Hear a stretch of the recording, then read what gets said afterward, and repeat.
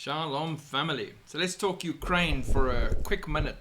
The latest news coming out of there is really interesting. A lot of tension building between supposed allies around the whole peace situation there. But before I start, let me just say this. Europe's acting all upset now that they're not involved in any of this. And they've been sidelined by Trump as he goes straight ahead and makes this whole thing happen with Putin. But all along, when any talking head in NATO tried to communicate with Putin to get this thing going, the rest would get together and throw a tantrum on that talking head. And I'm not going to mention names, but you can go look for yourself and you'll see they did not want to talk to Putin. They did not want to begin a peace discussion. Now Trump is going straight to the source. He's getting hold of Putin and Zelensky and he wants to make this thing happen. Now they're upset that they sidelined. They weren't interested in the first place.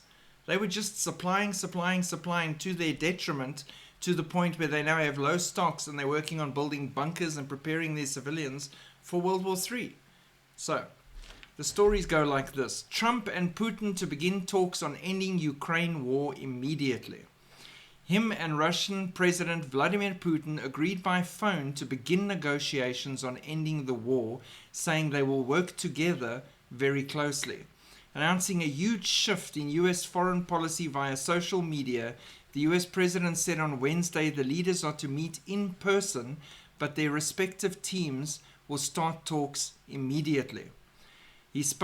Trump spoke at length with Zelensky, in which the Ukrainian president's aide described as a good conversation.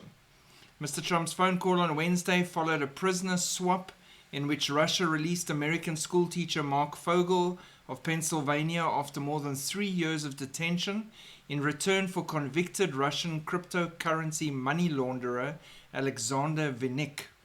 Kremlin spokesperson Dmitry Peskov said the conversation between Trump and Putin covered a good deal of ground, including the Middle East and Iran, in addition to Ukraine, which was the main focus. Peskov said that Trump called for a quick cessation of hostilities and a peaceful settlement, and that Putin emphasized the need to remove the root causes of the conflict and agreed with Trump a long-term settlement could be achieved through peace talks. So a good start, you'd think.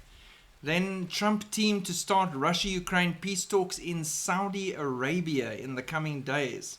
U.S. National Security Advisor Mike Waltz, Secretary of State Mark Rubio, and Trump's Middle East envoy Steve Witkoff will travel to Saudi Arabia.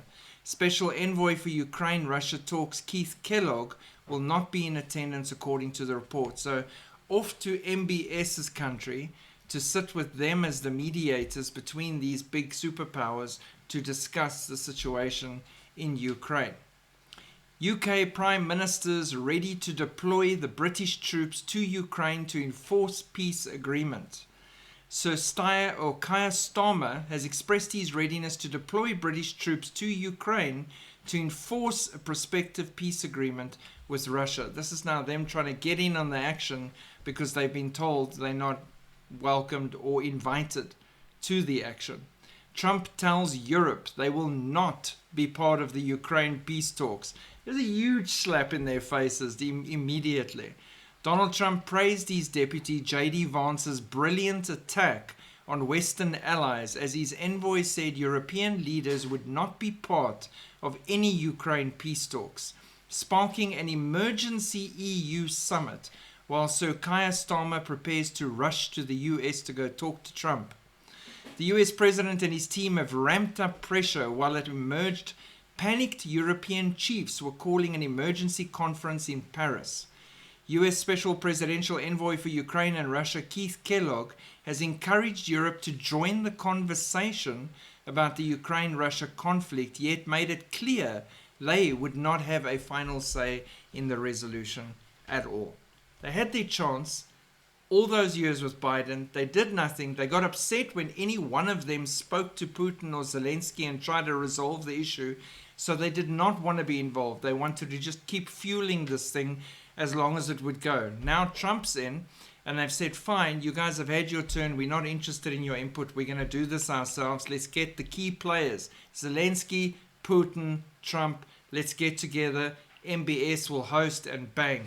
now everyone's upset again, which just proves you can't keep everyone happy.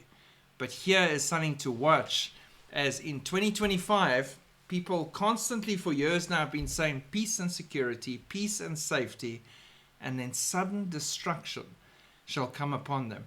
And now we're seeing peace and security and safety for Ukraine, the end of hostilities, the cessation of war, the whole situation in the Middle East could maybe come to an end.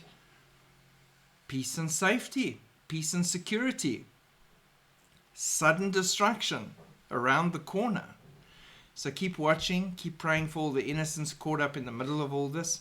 Keep praying for more people to come to a saving grace knowledge of Jesus Christ as we watch these end time events come to life in front of our eyes. Shalom.